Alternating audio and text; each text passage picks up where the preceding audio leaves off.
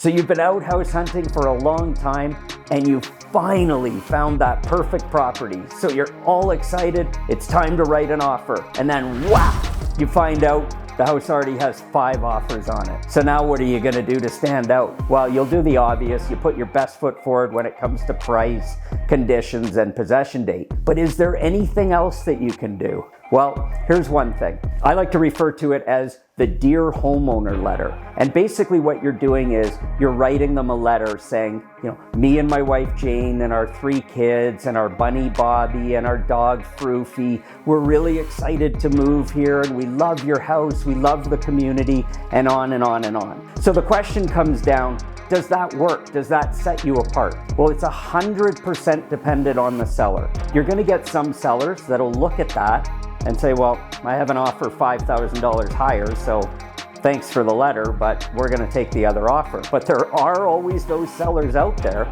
that really wanna sell their property to somebody that's gonna love it as much as them. So if you're on the fence about what to do to stand out and you're thinking about writing a love letter to the homeowner, go for it. It might just be the thing that makes you stand out from the crowd and your offer gets accepted.